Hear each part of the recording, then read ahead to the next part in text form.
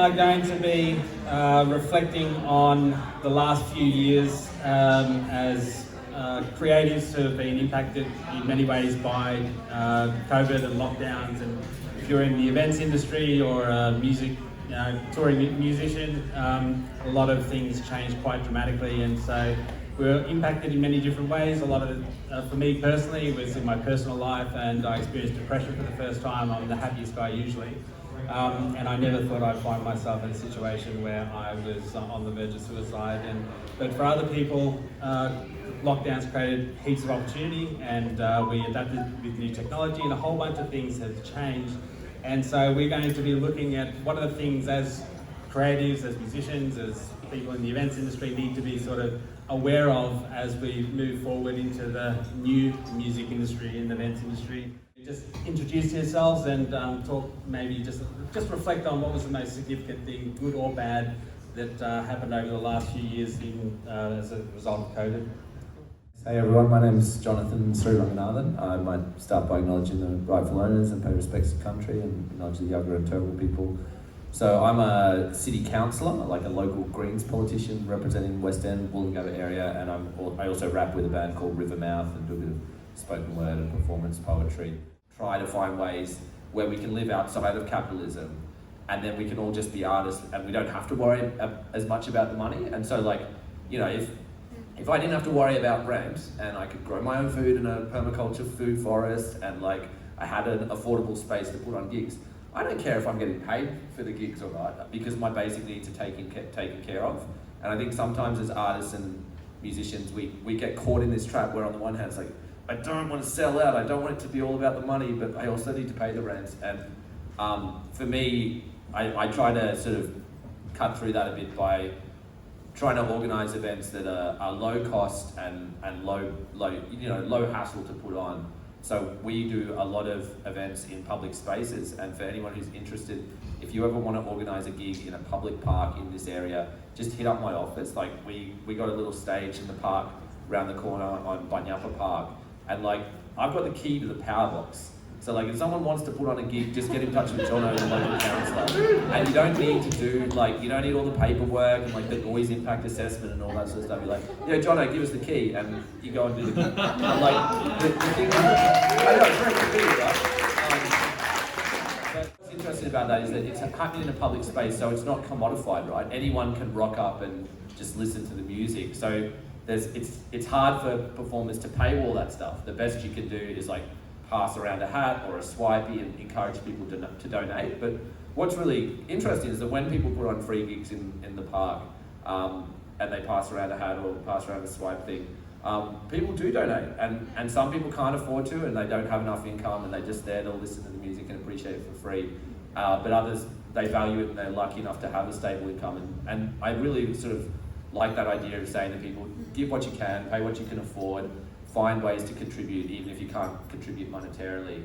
But the reality, I think, is that for almost any kind of event where it's a genuine community event and people are having a positive experience, it's never like quite feasible to pay everyone. Like even if you can afford to pay the artists or the performers, or maybe like the sound tech wants this $100 to run the desk or whatever, or her $100, like there's always extra people who have to like staff the door, and extra people who are helping clean up afterwards and set up chairs. Like there's always more labour involved than we can fairly compensate. And I think that's a real challenge for festival organisers as well, where you're trying to make a buck running the festival, and you've also got to pay all your artists, but then you're relying heavily on volunteer labour.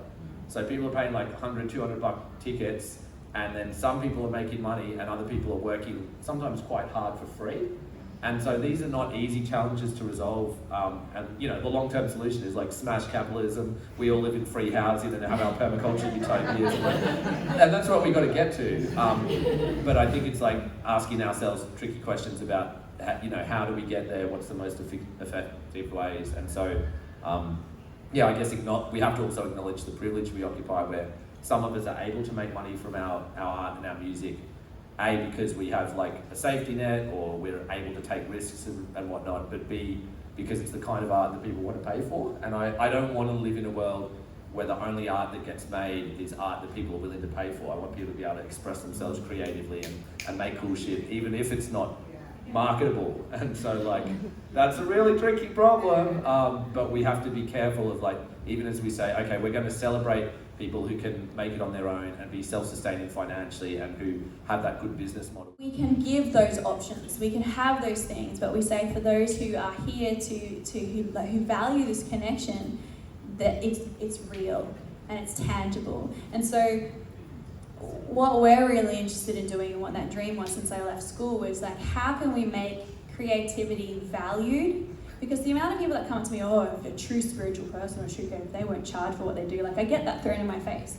And I'm just like, you know what, I don't have to, and the reality is, when am I meant to eat out of trash cans? Like, some people do that. I'm nothing against that, no judgment. Like, it's cool too. Like, dumpster diving, you know, it's very cool because like some of that food is really valuable and getting chucked away. But the reality is, like, every job should be valued as a job, regardless of how connected to spirit it is or not. You know, and I'm here to empower the creators to go, you know what? I don't have to do it. Like, you know what the old way of labels is?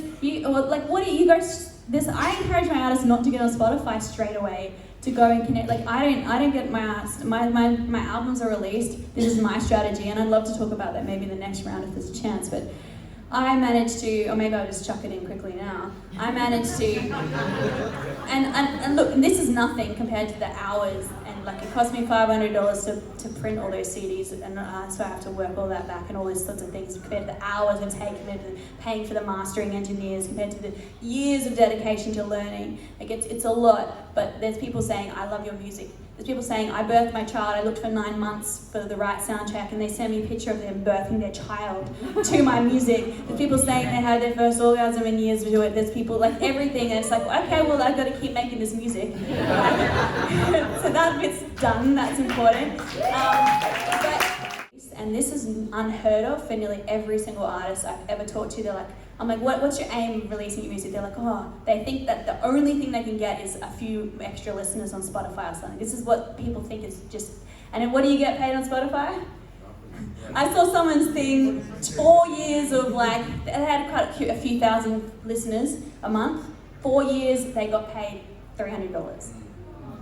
Like, let's be real about the bullshit that we have to put out with the value as a musician, these big companies, and that's what, like, for me, I'm like, I feel like I'm empowering people to say, like, I'm going to take it into my own hands, because my last release, I didn't put anything on Spotify. I sold all through my website. I gave people an experience. They could buy just the CD, they could buy the hard copy, they could go on a journey with me in the new year. I've got some people, some beautiful friends over here who watched me accidentally break my crystal bowl on the screen. Go on a journey with me anywhere in the world to experience this, and in 2 months I made $6,000 doing it that way, which is nothing really, if, you know, that's like a month's wage, right? But for an artist, I finally was like, fuck.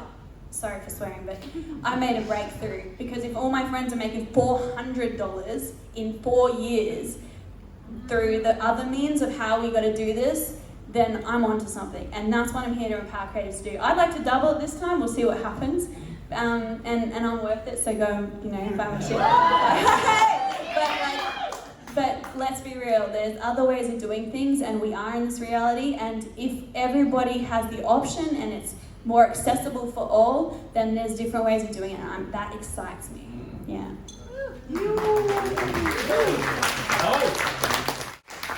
Amazing. I'm going to bring it back to the initial question, and then, I mean, there's so much stuff, I just wanted to like jump in there and say something. Like, no, Blair, now you have the microphone.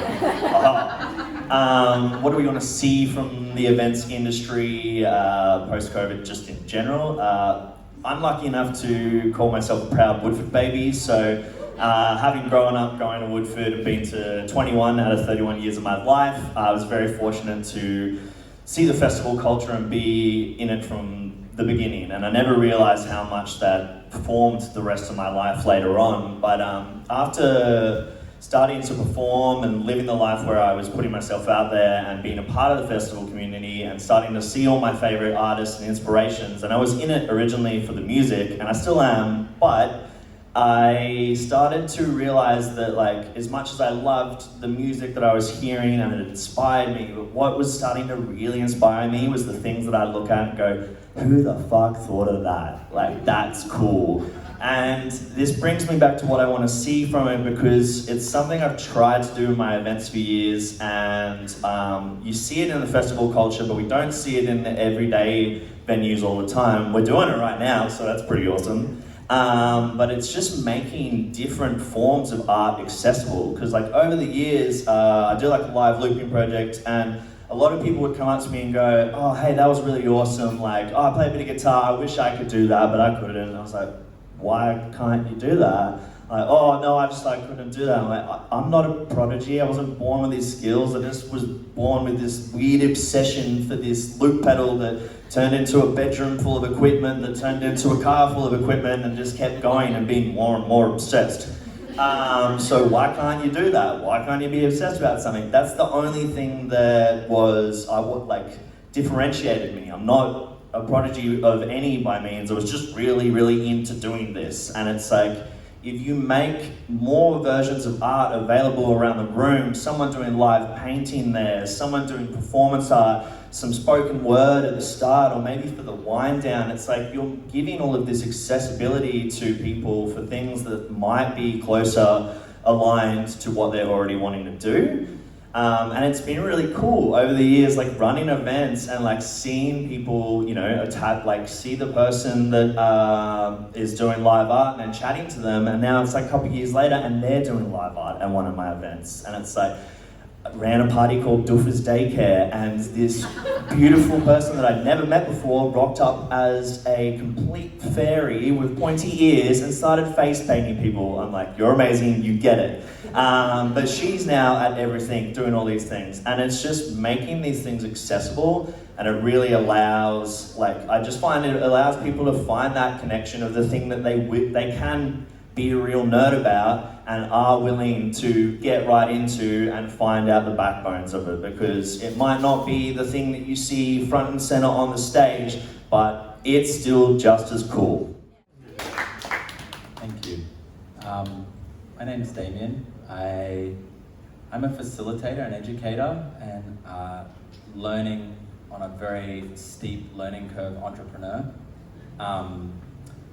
A little bit of my backstory, I kind of knew what I wanted to do since I was around 18, and that was to create some kind of university, community kind of thing, and I honestly never thought it was possible for me to do it.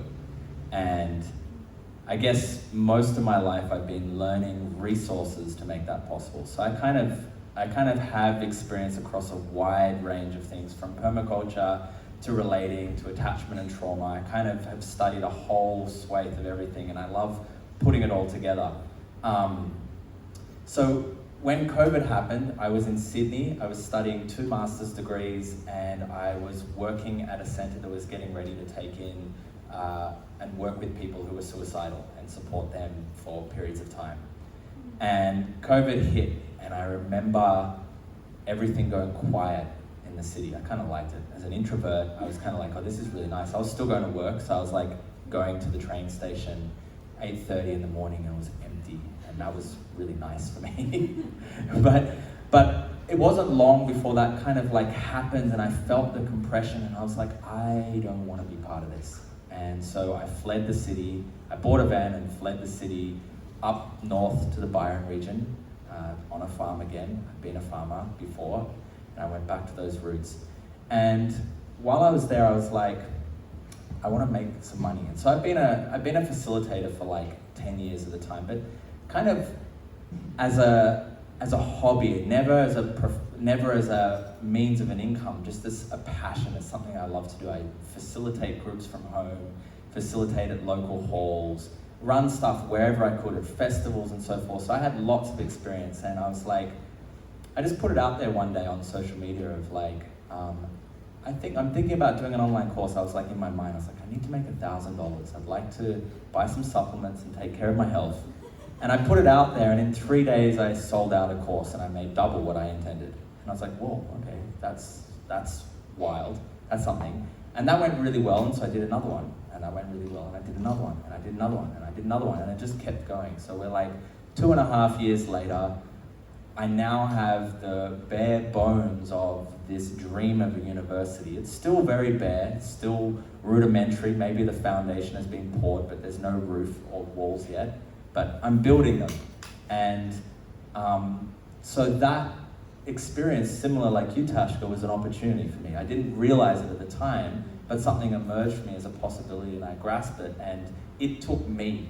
I didn't know what I was going to do, and it took me, and suddenly I was doing this thing that I dreamed about since I was 18, and it was happening, it was unfolding.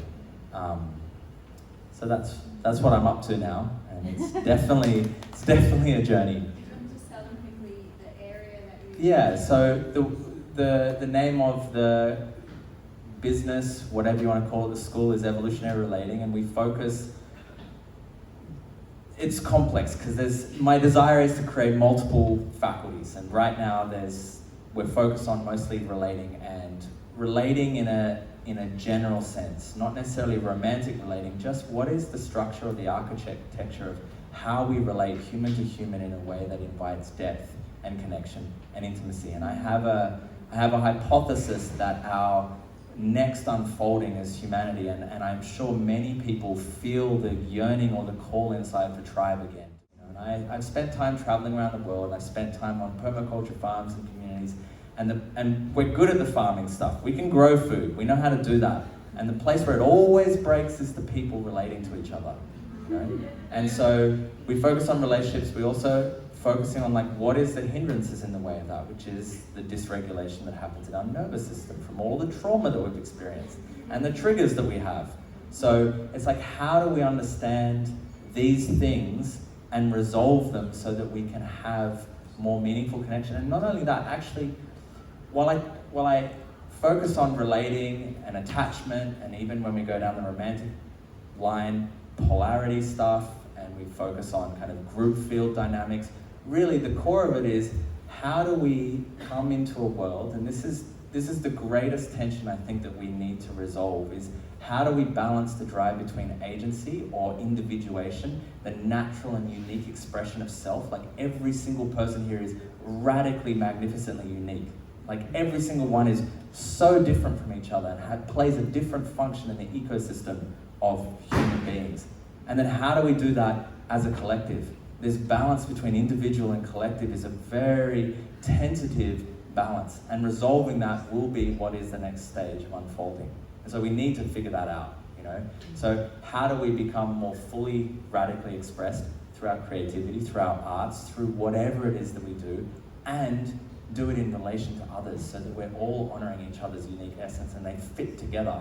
We're like puzzle pieces that don't know how to fit together yet, you know? So that's really interesting to me.